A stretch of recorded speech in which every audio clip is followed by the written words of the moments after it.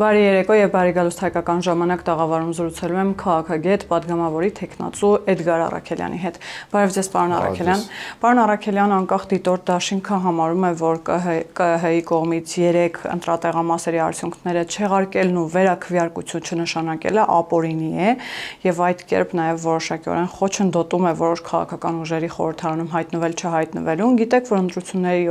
ընտրություններից անցել է շուրջ 10 օր, բայց շատ քաղաքական ուժեր արդեն իրենց դիրքորոշումը հայտնել են, որ չեն կիսում արդյունքները, կարծում են, որ ոչ արդար եւ ոչ թափանցիկ ընտրություններ են տեղի ունեցել եւ որոշ ուժեր արդեն հայտնել են նաեւ սահմանադրական դատարան դիմելու մասին։ Ընտրությունների երկրորդ փուլի գնալու այդ տարբերակը քննարկվել է կամ քննարկվում է այս պահին։ Իհարկե չի քննարկվել եւ չի քննարկվել, որովհետեւ դրա անհրաժեշտությունը չկա, իսկ ինչ վերաբերում է ԿՀ-ի որոշմանը, ապա դրա հետ կապված կընտրվել է բացատրություն եւ հայտարարություն է տարածել, որի հետ ես լիովին համամիտ եմ։ Իսկ մյուս ուժերի կողմից այսպես այդ հայտարարությունները, որ չգիտեմ լեգիտիմության եւ այլնի հետ կապված, այսօր Հայաստանի ընտրությունների լեգիտիմությունը ճանաչել է քաղաքակիրթ աշխարհը եւ Հայաստանում ընտրությունների լեգիտիմությունը չի ճանաչում մեկ, այսպես ասենք, կարծեք թե այդ չճանաչման process-ը գալիս է մեկ երկրից, բոլորիս հայտնի երկրից եւ նրանք, ովքեր պաշտպանում են այդ տեսակետը, ուրեմն պաշտպանում են այդ երկրի քաղաքականությունը Հայաստանի Հանրապետության նկատմամբ։ Իսկ չի մտահոգում ամեն դեպքում, որ այդ երկրի առաջնորդը չի արձագանքել, չի շնորհավորել։ Ես նշեցի, որ քաղաքակիրթ մարդկությունը, պետությունները, Եվրոպական միությունը, Միացյալ Նահանգներից, չգիտեմ, աշխարհի գերհզոր տերությունները, Հնդկաստան, Միացյալ Նահանգներ, Եվրոպական միության երկրներ, մերձավոր միջին արևելքի երկրներ, բոլորը շնորհավորել են, իսկ մնացածը ես կարծում եմ իրենց խնդիրն է։ Այսինքն որևէ արհեստական խոչընդոտ չի ստեղծվել այն բանի համար, որպեսզի ԲՀԿ-ն դուրս մնա, որովհետև ԲՀԿ-ի մոտ Ես ձեզ ասեմ, հաշվի առնելով արդեն նույնիսկ հիմա բացահայտվող այդ ընտրակաշառքների դեպքերը, բայց համոզված եմ, որ մյուս կուսակցությունների համար միգուցե խոչընդոտներ ստեղծել է հենց ԲՀԿ-ն այդ ընտրակաշառքների թեմաները, ոչ միայն ԲՀԿ-ն, այդ ուժեղ Հայաստանը, Հայաստան դաշինքը, այնպես որ հələ պետք է պարզենք ով ում համար է խոչընդոտներ ստեղծել, ու ինչպես նշեցիք, սահմանադրական դատարան դիմելու հնարավորություն կա, կդիմեն, կտեսնենք։ Վարչապետը նաև ազգային ժողովում հայտարարեց, որ 9-րդ գումարման ազգային ժողովում ձևավորված այս ընդդիմությունը ապօրինի գործունեության արդյունքում է ձևավորվել եւ ասաց, որ զրկելու եք հետագա քաղաքական գործունեության իրավունքից այդ հանձնառությունը ունի ձեր քաղաքական ուժը։ Ընտրություններից առաջ շատ է խոսվել այն մասին, որ այս ուժերին հաշվի առնելով հակակոռուպցիոնի հրապարակումները, բացահայտումները, այս ուժերին պետք չէ թույլ տալ մասնակցել ընտրություններին։ Հիմա ընտրություններից հետո որքանով է ճիշտ նման հայտարարություններ անել եւ ասել, որ այս ուժերը ապա լեգիտիմ են, ապօրինի կերպով են հայտնվել խորհրդարանում, որովհետեւ ընտրություններից առաջ առնվազն այդ ահազանգերը եղել են եւ որևէ նախաձեռնություն չի եղել այդ ուժերի։ Դե հիմա կա այսօր էլ եթե չեմ սխալվում, ալի ձերբակալություններ են եղել ընտրակաշառքի հիմքով, այդ հիմքերը պետքա լինեին եւ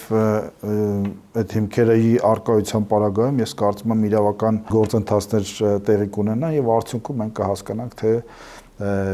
թե գործընթացները ինչ ուղով կընթանան։ Լավ, դատախազությունը դիմել է կենտրոնական ընտրական հանձնաժողով, միջնորդելով թույլ տալ քրեական գործ հարուցել Ռոբերտ Քոչարյանի նկատմամբ։ Մենք գիտենք, որ ընտրություններից առաջ եւ հետո պարբերաբար այդ գործընթացը լինում է, ամենատարբեր քրեական գործերով ձերբակալվում են, հատկապես նախկին նախագահները հետո ազատ են արձակվում։ Հիմա սա այդ հերթական դեպքերից մեկն է, թե այս անգամ դատաիրավական համակարգը չակերտավոր ասած համառություն կունենա գնահատական տալ երկրորդ նախագահին վերագրվող այդ ապօրինություններին։ Դե բնականաբար մենք ունեցել ենք նաև այդ մասին նաև վարչապետն բազմիցս խոսել, դատաիրավական համակարգի խնդիր, բայց ես կարծում եմ, որ այս անգամ նաև թարմ փաստերի արկայության ազդեցության ներքո մեր դատաիրավական համակարգը իհարկե չխախտելով անմեղության կարգավարկածը, մեր դատաիրավական համակարգը կգործի օրենքի տառին համապատասխան։ Թարմ ինչ նկատի ունեք։ Դե ենթադրում եմ, որ ընտրությունների այս ընտրակաշառքների եւ այլնի խնդիրներով է նայով այդ գործերը հարուցվել, դա նկատի ունեմ, քանի որ մենք այսօր նույնիսկ այսօր ընտրությունների ավարտից մի քանի օր հետո էլի տեսնում ենք տարբեր այդ քաղաքական շրջանակների ուժերի ներկայացուցիչների ձերբակալություններ, որոնք մեղադրվում են ընտրակաշառք բաժանելու համար եւ ես կարծում եմ, որ տեսեք 18 թվականից հետո սա երևի առաջին այսպես մասշտաբային իրավիճակներ, երբ որ մենք առնչվում ենք այս ընտրակաշառքների թեմաներին, սա ես համարում եմ պետության դեմ հանցագործություն, ու այդ հանցագործությունը ոչ միայն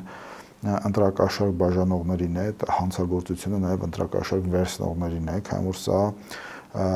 պայմանավորված կազմակերպված հանցագործություն է ընդդեմ Հայաստանի պետականության եւ այդ հանցակիցները երբ որ դատական որոշում կայացվի, ակտ կայացվի, դատարանավորոշում կայացնի, այդ հանցակիցները պետքա օրենքի ամբողջ խստությամբ պատժվեն։ Իհարկե մենք պետքա նաև որոշակի օրենսդրական նախաձեռնություններ ունենանք, հնարավորինս փակելով այդ սողանցները, բայց այնուամենայնիվ համոզված եղեք, որքան էլ իդեալական լինեն օրենքները, եթե մարդիկ փորձեն նման ուրեմն արատավոր գործելակերպով ուրեմն ընտրություններին մասնակցեն, այսինքն ընտրակաշառք բաժանեն, ընտրակաշառք վերցնեն, համոզված եղեք հնարավոր չէ 100% փակել այդ ուրեմն գործընթացը, պարզապես այստեղ պետք է քաղաքացիական գիտակցության կամ ինքնագիտակցության բարձր մակարդակ լինի։ Այս առումով ես կարծում եմ պետությունը նաև պետք է պատժիչ իհարկե խստացնի օրենքները, բայց միևնույն ժամանակ նաև պետք է մեր քաղաքացիները հասկանան, որ նրանք, ովքեր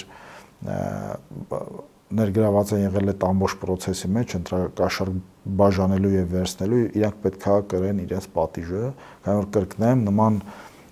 նման զարգացումները ուղիղ ուղղված են մեր պետականությանը։ Պարոն Արաքելյան, ես ձեր խոսքից ճիշտ հասկացա, որ այդ ընտրակաշառք բաժանելու եւ վարձնելու ծավալը շատ ավելի մեծ է եղել եւ իրավապահ համակարգը ուղղակի իզորու չի ամբողջ ծավալով բացահայտել։ Ես ենթադրում եմ, որ այդպեսին է, քանի որ դուք տեսել եք գրեթե ամենօրյա ռեժիմով հակակոռուպցիոն կոմիտեն ինչ որ ձայնագրություններ է տարածում, ձերբակալություններ իրականացնում, սա նույնպես ցույց էր տալիս, որ դա եղել է մասշտաբային, բայց բնականաբար այդ ամբողջ մասշտաբով դա բացահայտել այդ ամբողջ կարճ ժամանակահատվածում եւ կասեցնել, ես կարծում եմ պարզապես ֆիզիկապես միգուցե հնարավոր չէր, բայց արդեն իսկ կատարված հետախուզությունները, ձայնագրությունները, ձերբակալությունները ցույց են տալիս, որ այո, դրանք մասշտաբային են։ Պարոն Արաքելյան, վարչապետը պարբերաբար տեսանյութերով անդրադառնում է եւ հայտարարում է, որ Սամվել Կարապետյանը, Ռոբերտ Քոչարյանը, Սերժ Սարգսյանը պիտի հայտնվեն բանտում, բայց հետաքրքիր է, որ նրան անվանեց Սամվել Կարապետյանի մարիոնետ Սերժ Սարգսյանի։ Նկատի ունեմ Սերժ Սարգսյանը գոնե այս ընտրություններում այսպես առանցքում էր, իրեն դուրս էր դրել ընտրական process-ներից, կարծես դա այդ շախմատային տրամաբանությամբ լավագույն իրավիճակում ինքն էր հայտնվել։ Հիմա ինչու նորից Սերժ Սարգսյանի մասին խոսակցությունները։ Սամվել Կարապետյանի ստեղծած քաղաքական ուժի մեջ կային բազմաթիվ Սերժ Սարգսյանի թիմակիցներ։ Եվ հետևաբար ասել, որ Սերժ Սարգսյանը չէր մասնակցում գործընթացին, ես համամիջ եմ։ Սերժ Սարգսյանը մասնակցում էր այդ ֆորմատով, այսինքն քեր դեմքով, իր կուսակցության դեմքով չէր մասնակցում, բայց իր ուրեմն թիմակիցներին գործուղել է այդ շրջանակների տարբեր կուսակցությունների դաշինքների մեջ եւ ըստ էության իր մասնակցության ֆորմատն էլ այդ է ու հետեւաբար այո Սերժ Սարգսյանը մասնակցել է այս ընտրություններին այդ ֆորմատով իսկ մարիոնետ լինել չլինելու ապա բոլորս գիտենք թե Սամվել Կարապետյանը իր ուրեմն եղբայրը ինչ առնչություններ են ունեցել Սերժ Սարգսյանի հետ, ինչպիսի ծառայություններ են մատուցել եւ այլն եւ այլն։ Ես չեմ կարծում, որ այդ անցյալի այդ բուրըն փորձը ինչ որ մի քանի օրում պետքա կտրվեր կամ վերանար կամ մաքրվեր։ Սրանք մարդիկ են, որոնք տարբեր թելերով կապված են միմյանց հետ։ Երկրորդ նախագահին թույլ չտալը անձնական այցով, ինչպես ինքն է բացատրել, մեկնել Ռուսաստանի Դաշնություն, օրինական եք համարում, պարոն Արաքելյան։ Տեսեք, ես նախ այս ամբողջ process-ը իրանց այդ հանկարծ ծագեց անձնական խնդիրը ամոթալի եմ համարում։ Տեսեք, ընտրություններից, եթե չեմ սխալվում, 2 օր հետո երկիրը լքելու փորձ արեց ուրեմն Գագիկ Ծառուկյանը։ Հետո իրենից 2-3 օր հետո Սամվել Կարապետյանի զարմիկը իբր բանի լարսում կուտակված այդ բեռնատարների խնդիրների հետ կապված դեռ նաև պետք է նշենք, որ այդ խնդիրները հենց իրանք են առաջացրել։ Մենք նաև ձայնագրություն ունենք, որ իրանց թիմակիցը, հա, ենթադրյալ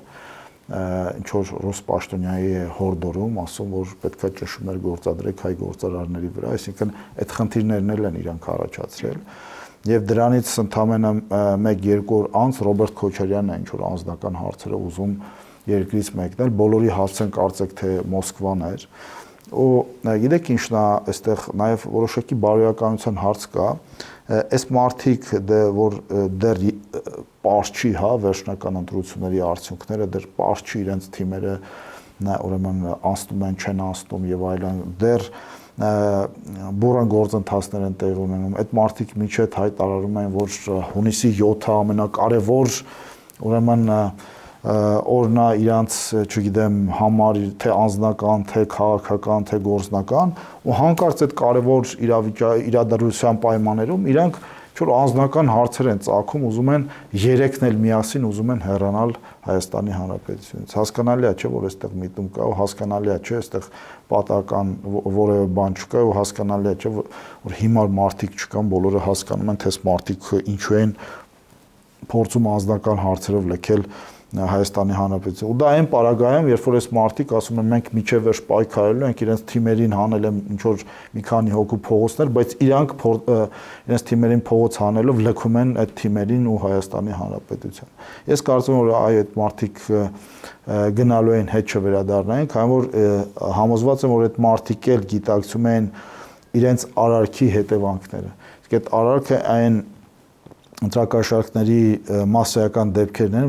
որի մասին մենք արդեն գիտենք եւ շատերի մասին կարծում եմ առաջիկայում էլի կիմանանք։ Պարոն Առաքելյանի դեպ նաև հայտարարում էին, որ եթե իրենց հաղթանակը քաղաքացիական պայմանագիրը գողանա, իրենք գնալու են հեղափոխության ճանապարհով։ Հիմա ինչու է ուշանում հեղափոխությունը, որը խոսք էին տվել, իդեպ Սամվել Կարապետյանն էլ օրերս ասում էր, որ մարդիկ չեն համակերպվելու, ընդվզելու են։ Մենք տեսանք, թե այդ հեղափոխականը ինչպես էր ուզում ճողոպրել Հայաստանի Հանրապետությունից, ու եւս մեկ անգամ համոզվեցինք, թե այդ մարդիկ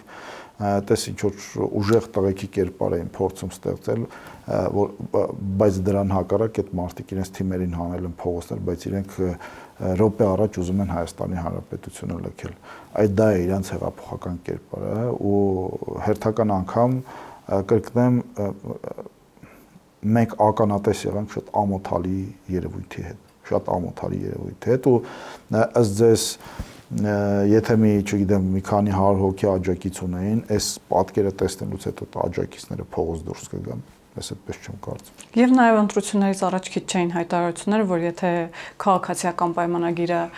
վերընտրվի, Ռուսաստանի Դաշնության հետ սկսվելու է տնտեսական պատերազմ, գիտեք, քաղաքացիական պայմանագիրն ասում էր, որ եթե եռագլուխ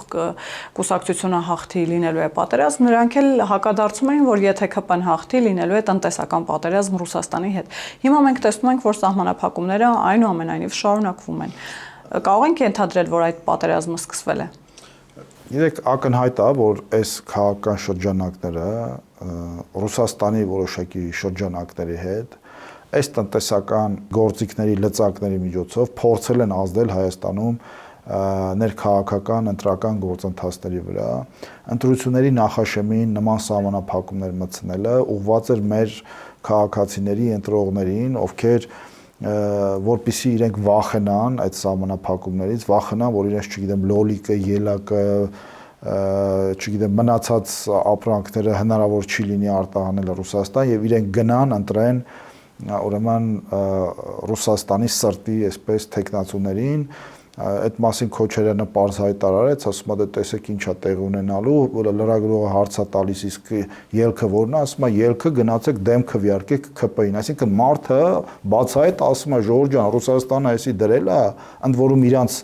այսպես Պադաչայով էսի դրել է, որ ասենք դուք վախենաք, գնաք իր բարերով ասած Նիկոլին դեմ քվեարկեք, հասկանում եք, այսինքն այս մարդիկ ներգրաված են Հայաստանի դեմ տնտեսական, քաղաքական, տեղեկատվական, հիբրիդային պատերազմի մեջ, ու իրանք այլևս ակնհայտ դրա մասին ասում են։ Իսկ դա ազդեցություն ունեցել է ընտրությունների արդյունքների Այո, վրա։ դա ազդեցություն ունեցել է, բայց հիմնականում հակառակ ազդեցություն է ունեցել։ Իրանք ըստ էության մեր քաղաքացիներին թերագնահատել են, իրենց թվացել է, որ իրենք եթե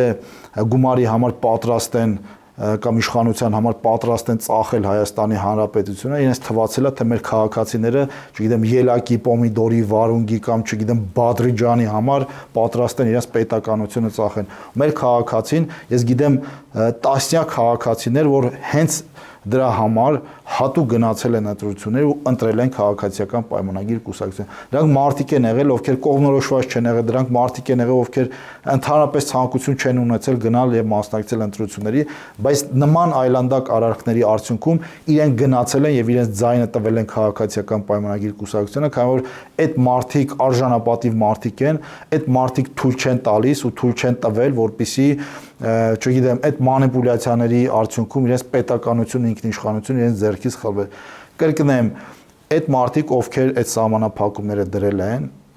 այդ մարդիկ սխալ հաշվարկներ են արել, այդ մարդիկ շատ վատ կարծիք են եղել մեր քաղաքացիների նկատմամբ, իրենք մտածել են, թե մեր քաղաքացիները իրենց նման մի երկու կոպեկի համար կծախեն պետականությունը, բայց մեր քաղաքացիները գնացել են ու հակառակն են արել, գնացել են ու ընտրել են քաղաքացիական պայմանագիր կուսակցությունը, տեր կայնելով այդ պետականության։ Իդեպ Սամվել Կարապետյանը օրերս իր հիասթափությունը հայտնեց տեսախցիկների առաջ, ասաց, որ մեծ մասնակցայնությունը 1.5 միլիոն մարդկանց մասնակցայնությունը կարծես թե նրա մասին էր, որ իրենք հաղթում են, բայց հակառակը ամենամեծ դարդը իր բառերով ասած այն է, որ դա օգնեց քաղաքացիական պայմանագրին եւ իրենք խաբված են զգում իրենց։ Դե մեծ առումով այստեղ ամենամեծ խաբվածը կամ հիասթափվածը դեմից էլ մենք ասում ենք, որ դուք եք լինելու։ Այսինքն իրենք են լինելու։ Այն որ իրենք եկել էին մի դաշտ, որտեղ ըստ էության փորձում էին, չգիտեմ, խոպանից գալով փորձել այստեղ քաղաքական ինչ-որ լուրջ դերակատարումներ ունենալ, բայց իրանք ընդհանրապես կարողացել են որոշակի ուրեմն դերակատարում ունենալ ելնելով իրենց ֆինանսական հնարավորություններից։ Այդ փողը հանում է, տակը ոչ մի բան չի մնում։ Այդ փողի տոպրակը հանում է, տակը ոչ մի բան չի մնում։ Ոչ քաղաքական ուժ է մնում, ոչ տնտեսական ուժ է մնում, ոչ մի բան։ Այսինքն իրանք իրանցից ոչ մի բան չեն ներկայացնում, երբ որ հանում ենք այդ ֆինանսական միջոցները։ Ու նրանք էլ ովքեր գնացել ու իրենց ձայն են տվել մեծամասամբ, 90% ուրեմն ճշգրտությամբ իրանք գնացել են այդ փողի համար են ձայն տվել ու թերևս այս ամբողջ պատմության ամենացավալի բանը դա է, որ շատ քաղաքացիներ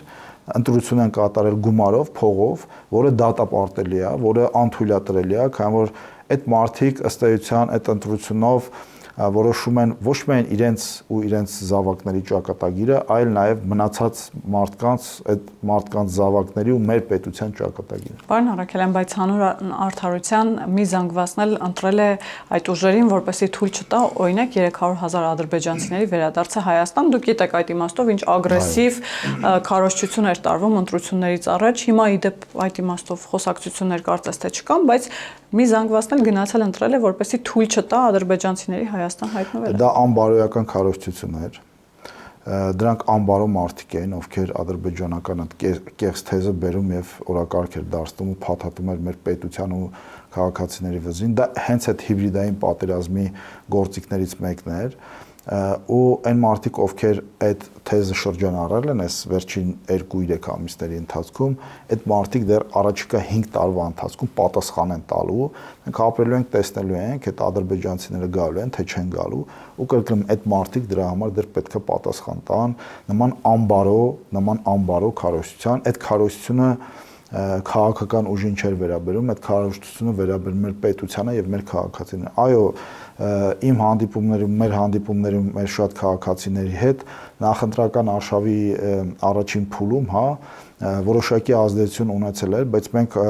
բարեբախտաբար այնուամենայնիվ կարողացանք այդ ազդեցությունը հնարավորինս նվազեցնել, քանի որ եւ վարչապետի խոսքը եւ մեր հանդիպումները քաղաքացիների հետ դրա արդյունքում մեր շատ քաղաքացիներ հասկանում են, որ սա իրականում կեղծ ուրեմն թեզա, որը շրջանառվում է վախ տարածելու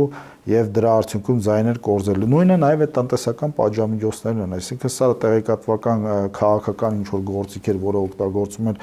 էլի վախ տարածելու ձայներ կորզելու, նույնը տնտեսական այդ սահմանափակումները։ Պարոն Արաքելյան, այսինքն ստացվում է հանրային գործիչների, հանրային քաղաքական դեմքերի մոտ չկա այդ պատասխանատվությունը խոսքի նկատմամբ, այսինքն կարելի է շատ հանգիստ կոնկրետ շրջանակների մոտ այո չկա, կոնկրետ շրջանակների մոտ չկա այդ պատասխանատվությունը ու ես կարծում եմ, որ մենք պետք է նաև որոշակի մեխանիզմներ ունենանք, որովհետեւ այդ մարդկանց պատժենք նման ես կրկնեմ, սա նախընտրական արշավի տրամաբանության արված ինչ-որ քայլեր չեն, սա հակապետական քայլեր են։ Նախորդ ընտրությունների ժամանակ ենք մենք դա տեսել։ Այո, քաղաքացիների դեմ ուղղված քայլեր են։ Դեք այս առումով ես ուսումնասիրել եմ վերջին ժամանակներից Մոլդովայի ու նաև Հունգարիայի փորձը ու այնտեղ այդ նույն ռուսական հակաքարոզությունը հետաքրքիր է, որ հենց այդպես էլ աշխատում էր։ Մոլդովայում չեն խոսում 300,000 ադրբեջանցիների մասին, այնտեղ խոսում են 300,000 էլի բաների, այդ միգրանտների մասին, այ որ եթե Մայա Սանդուն ընտրվի, այդտեղ 300,000 միգրանտներ կգան, մոլդովացի կմնան առանց աշխատանք եւ այլն։ Էլի նույն 300,000-ի մասին էր։ Կամ Հունգարիայում մենք տեսնում ենք այն նույն ռոլիկները արհեստական բանականությամբ գեներացված այդ ադրբեջանցիների հետ կապված, այդ նույն ռոլիկները այնտեղ ուղղակի ասվում էր, որ չգիտեմ, բանա, եթե չընտրվի Օրբանը, ապա Հունգարիան ներքաշվելու է ռուս-ուկրաինական պատերազմի մեջ ու հազարավոր մարդիկ գնալու են զոհվեն ու այդ պատկերի ներքո ինչ որ սարսափելի արհեստական բանականությամբ գեներացած ռոլիկներ են պատրաստվում ու տարածվում, ինչ որ այստեղ արվում էին 300,000 ադրբեջանցիների հետ կապված նույն ձեռագիրներ ըստ էության մեկը մեկին, այսինքն զուտ որոշակի առումով բովանդակություններ փոխված, այստեղ 300,000 ադրբեջանցիների մասին են խոսում, Մոլդովայում 300,000 միգրանտների մասին են խոսում, Հունգարիայում է խոսում էին էլի տասնյակ հազարավոր հունգարացիներ կգնան կզոհվեն, եթե օրինակ Օրբանը չընտրվի։ Այսինքն փորձում են գտնել վախեր եւ այդ վախերի վրա հանրությանը, այսպես ասած, մոբիլիզացնել, ընտրել կամ Այո, իրենք յուրաքանչյուր հասարակությունում վերցնում են այդ խոցելի բանը, հանրային, ուրեմն խոցելի այդ զգայական թեմաները ու դրա վրա կառուցում են իրենց հակաքարոզությունը։ Հայաստանում դա ադրբեջանցիների թեմաներ, Մոլդովայում դա այդ միգրանտների թեմաներ, Հունգարիայում այդ պատերազմի թեմաներ, այսինքն իրենք վերցնում են այդ թեմաները ու փորձում են դրանով հակաքարոզչությամբ վախի մթնոլորտ սերմանել հասարակության մեջ, նրանց ստիպելով գնալ եւ այլ ընտրություն կատարել։ Պարոն Արաքելյան, բայց դուք ձեր խոսքում ճիշտ հասկացա, որ ասացիք դա նաեւ հակառակ էֆեկտ է ունեցել, այսինքն մարդիկ, որոնք քաղաքացիական պայմանագրի էլեկտորատ չեն հանդիսացել, տեսնելով այդ ամենը, գնացել են եւ ագրեսիվ կերպով։ Այո, կոնկրետ այս սահմանափակումները մթերքների դա հակառակ էֆեկտ է ունեցել։ Ես չեմ ասում, որ 300,000 ադրբեջանցիների թեման ազդեցություն չի ունեցել, ունեցել է որոշակի ազդեցություն։ Մենք պարզապես կարողացանք դրա նախընտրական արշավի առաջի օրերի այդ ազդեցությունը հնարավորինս նվազեցնել, բայց այս սահմանափակումները նման կերպ, այսպես ակնհայտ, այսպես շանտաժը, դա շատ քաղաքացիների մոտ հակառակ էֆեկտ է ունեցել ու այո, ես գիտեմ տասնյակ քաղաքացիներ, որոնք հենց հատուկ դրա համար իրենք չէին պատրաստվում գնալ ընտրությունների, բայց հատուկ դրա համար գնացել են եւ ընտրել են քաղաքացիական պայմանագիր կուսակցություն։ Իդեպ Ռոսել Խոզնազորի ներողություն ու նաև դրսից եկած այդ մարդկանց քվեարկության պատճառով այստեղի բնակիչները էլի այդ թեմավոր շրջանառվեց, որ տասնյակ հազարավոր հայր են գալու Ռուսաստանից քվեարկեն, այստեղի բնակվող հայերը, ովքեր այս պետության ամբողջ բեռը իրենց ուսերին տանում են, այդ մարդիկ հասկացան, թե ինչ կարող է տեղի ունենալ եւ տանից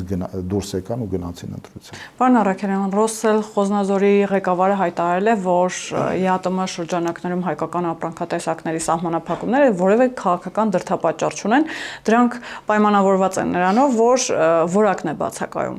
Եվ վերջին օրերին էլի լսում ենք նոր սահմանափակումների մասին, իդեպ Լավրովը խոսում էր նաև հապկի մասով Հայաստանի պարտականությունները չկատարելու մասին եւ խոսում էր այն մասին, որ կարող են իրենք Հայաստանին հապկից դուրս դնել ընդհանրապես։ Ինչ է կարծում, Ռուսաստանի Դաշնությունը կգնա ավելի սուր քայլերի կամ կտրուկ քայլերի Հայաստանին դուրս կդնեն, օրինակ ԵԱՏՄ-ից, հապկից, թե դա էլի այս դեպքում նույնպես կարող է հակառակ էֆեկտ ունենալ։ Նախ իրենք ԵԱՏՄ-ից Հայաստանին չեն կարող դուրս դնել, որովհետեւ դրա գործիքակազմը չկա, Հայաստանը ինքը պետք է դիմում ներկայացնի ԵԱՏՄ-ից դուրս գալու համար։ հապկից խնդրեմ ցանկանում են թողանան, ինչի չեն անում, բա ինչի են հապաղում այս գրեթե 2 տարի է Հայաստանը այս կարգավիճակում է հայտարարել, բայց այդքան որ բանա թող հապկից դուրս թողեն Հայաստանը, ինչի դուրս չեն թողում։ Հայաստանը նույնիսկ իր անդամավճարը չի վճարում հապկային։ Իսկ մնացածի հետ կապված ես դες կարող եմ վստահեցնել, որ Ռուսաստանի ցանկացած նման գործողություն հակառակ էֆեկտ ունենալու Ռուսաստանի դեմ նախ եւ առաջ հայ հասարակության կողմից։ Շանտաժը այդ, չգիտեմ, հատկապես 2020 թվականից հետո տեղ ունեցած իրադարձությունների ֆոնին, երբ որ Ռուսաստանը տեսանք թե ինչպես դրսևորեցին, այդ ամենի ֆոնին կրկին Հայաստանին, հայ ժողովրդին, Հայաստանի պետականությունը շանտաժի ենթարկել, դա մեր քաղաքացիների մոտ հաստատ համոզված եղեք հակառակ էֆեկտ ունենալու, այս ընտրությունների արդյունքը նաև դրա մասին ավակայում։ Եվ պարոն Արաքելյան, տեսնում ենք, որ Հայաստանի շուկայի եւ տնտեսության համար բացվում են նոր դարպասներ, նոր շուկաներ, նոր ուղղություններ, Ուկրաինա, Եվրամիության շուկա, ընդհանուր Սինգապուր, ամենատարբեր արաբական երկրներ, նախ հասկանանք այս միտումը արդյոք դրական է թե չէ, եւ վերջին օրերին քիչ են նաեւ ապատեղեկատվությունները, օրինակ այն մասին, որ բեռնատարները Ուկրաինայից են հետ վերադարձել բեռնված ապրանքներով եւ այսպես շարունակ, նախ ինչ։ Սկսեմ վերջից Ուկրաինայից հետ վերադառնալու հետ կապված, սա նույնպես անբարոյական հակաքարոզություն է։ Սա անում են Հայաստանում էլի այդ տեղեկատվական դիվերսանտները, որոնք լցված են երրորդ երկրի հիբրիդային պատերազմին ընդդեմ Հայաստանի Հանրապետության, նրա տնտեսության ու հասարակության դեմ։ Երեք դրա մասին եղել է տեղեկատվություն ու հերքվել է, որ նման բան է տեղի ունեցել։ Սրանով փորձում են արդեն իրենք հասկացան, որ այլևս այդ սահմանափակումները մեծ ազդեցություն չեն տալիս, թողնում Հայաստանի արտահանվող ապրանքների վրա ու տնտեսության վրա Հայաստանի, իրանք փորձում են հիմա վարկաբեկել Հայաստանի տնտեսությունը, փորձում են ուրեմն վարկաբեկել այդ ապրանքը, եթե կարելի է այդպես ասել, որպեսզի այդ ապրանքը ինչ որ պահանջարկ չունենա արդեն եվրոպական շուկաներում, սա հանցագործություն է, սա դավաճանություն է Հայաստանի, նրա տնտեսության, նրա քաղաքացիների դեմ, այդ մեկ։ Հաջորդը դիվերսիֆիկացիայի հետ կապված, տեսեք, ես եթե չեմ սխալվում, ձեր եթերում եմ ասել, որ որքան ռուսները շուտ այդ սահմանափակումները դնան, այդքան լավ մեր համար, քանի որ տեսեք նույն զենքի շուկան ցույց տվեց, որ երբ որ իրենք այդ սահմանափակումները դրեցին, հա, մենք նույնիսկ վճարել ենք զենքի համար, բայց իրենք եւ գումարը վերցրեցին եւ զենքը չտվեցին։ Արդյունքում մենք ինչ ունեցանք? Արդյունքում մենք ունեցանք դիվերսիֆիկացված զենքի շուկա եւ ամենակարևորը մենք ունեցանք ռազմարտունաբերություն։ Այսօր Հայաստանը դարձել է մի պետություն 2-3 տարվա ընթացքում, որը ոչ միայն զենք է գնում դրսից, այլ նաեւ այլ երկրներին զենք է վաճառում։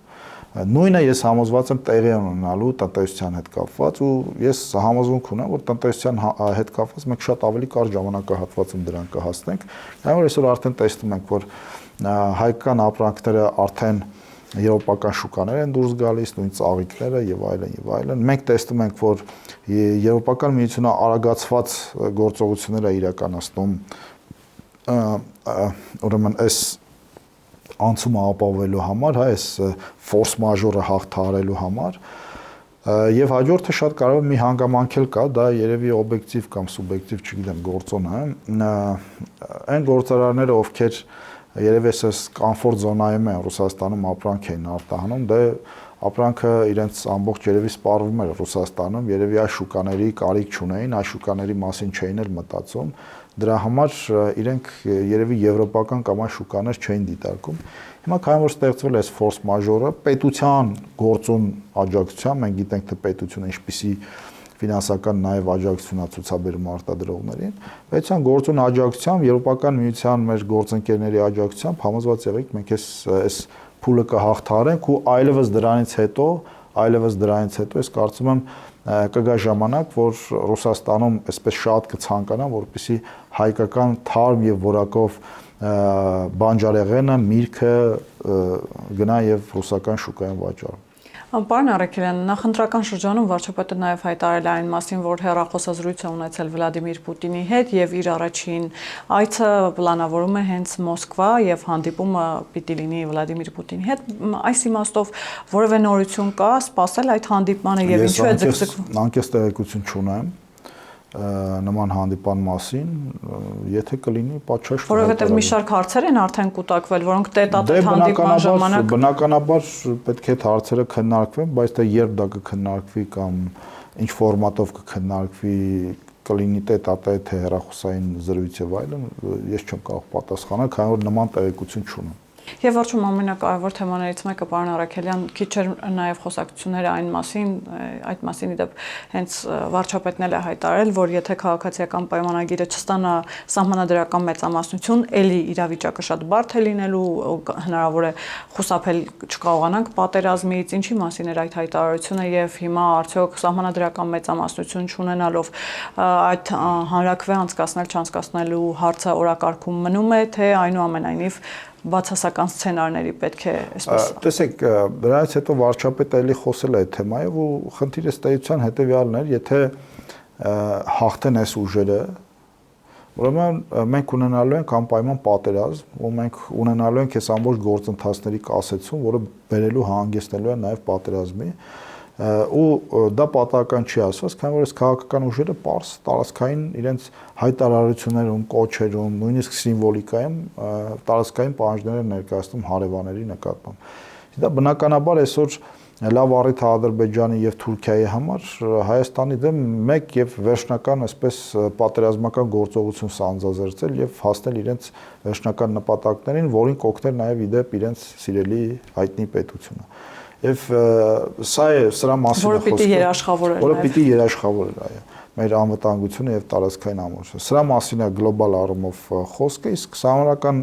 բարեփոխումները կամ փոփոխությունների օրակարգը, այո, օրակարգում է եւ ըստ անհրաժեշտության կհասկանանք դա ինչպես է հնարավոր անել։ Իհարկե այսօր չունենք համանական մեծամասնություն, բայց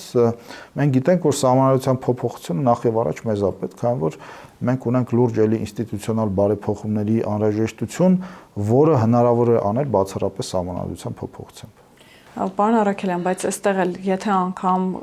քաղաքացիական պայմանագիրը կարողանա գտնել մեխանիզմներ եւ ճանապարհներ հանրաքվե անցկացնելու համար, որքանով է մեծ վստահությունը, որ դա կկայանա, ելի նկատի ունեմ նույն ապատեղեկատվական արշավը, որ դա արվում է անձամբ Իլհամ Ալիևի պահանջով, Ադրբեջանի պահանջով։ Դե մենք հիմա նաեւ հաշվի առնելով այս ընտրությունների դրանից առաջ տեղի ունեցած փորձը, պետք է այդ փորձը լավ ուսումնասիրենք, սա այլևս մեր համար շատ կարևոր փորձ է, որը փորձ է նաև այլ պետությունների համար, տեսեք մենք Մոլդովայի փորձն ենք այսպես դիտարկում մեր ընտրությունները անցկացնելու, հիմա մենք ունենք արդեն այդ փորձը, փորձից ելնելով մենք պետքա որոշակի օրենսդրական փոփոխություններ անցկացնենք, թե հիբրիդային պատերազմից ավելի լավ պաշտպանվելու, թե այլ սպառնալիքներից, եւ մնացածը բնականաբար 100% փակել դա հնարավոր չէ, հակաքարոզչություններ կլինեն, բայց հակաքարոզչությանը տեսեք մեր դեմ ինչպիսի հակաքարոզչություններ իրականացում, բայց մենք կարողացանք մեր հակափաստարկներով այնպես անել, որ այսօր ունենք որակյալ մեծամասնություն խորհրդարանում եւ միանձնյա կարող ենք ձևավորել կառավարություն։ Նույնը այդ պարագայում մեր փաստարկները պետք է այնպեսի ուժեղ լինեն, որ այդ ամբողջ քարոզարշավի ընթացքում մենք կարողանանք մեր հասարակության մոտ ներկայացնել համանրական բարեփոխումները ոչ թե ինչպես քարոզում են իրանք երրորդ երկրի պարտադրանք, այլ մի գործընթաց, որը նախ եւ առաջ մեզ անհրաժեշտ է։ Եվ ինչ է կարծում, ընդդիմությունը կվերցնի մանդատները կգա խորհրդարան, թե նրանց կտեսնենք փողոցային պայքարի մեջ։ Ես համոզված եմ, որ իրենք կվերցնեն մանդատները, դրա արդեն այսպես ձայները կան, այնպես որ փողոցային պայքարը, տեսեք, իրենք ասում են փողոցային պայքար ընտրությունների, չգիտեմ, մասին են խոսում, բայց եթե ընտրությունները կեղծված լինեն ու իրենք այդպիսի ձայներ ունենային, ապա ընտրությունների կամ այն պահից, երբ որ վարչապետը հայտարարեց, որ քաղաքացիական պայմանագիր կուսակցությունը հաղթել է, ապա այդ փողոցները պետք է ողողվեին այդ ընդդիմադիրների այդ կողմնակիցներով եւ պահանջեին, չգիտեմ, հրաժարական վարչապետի կամ նոր ընտրություններ եւ այլն, բայց ինչպես տեսնում եք, մենք խաղաղ, հանգիստ ապրում ենք, իսկ սա նշանակում է, որ էլի եւս մեկ փաստարկ կա, որ այն ձայները, որոնք իրենք խլել են, հա, այդ ձայները գաղափարական ձայներ չեն, այդ ձայների 90% առնվազն գնված ձայներ են, իսկ գնված ձայնը դուրս չի գա փողոց եւ գաղափարական պայքար տան։ Շնորհակալ եմ, պարոն Արաքելյան։ Ես եմ շնորհակալ։ Հիշեցնեմ, որ զրուցակիցս քաղաքագետ Էդգար Արաքելյանն էր, կհանդիպենք։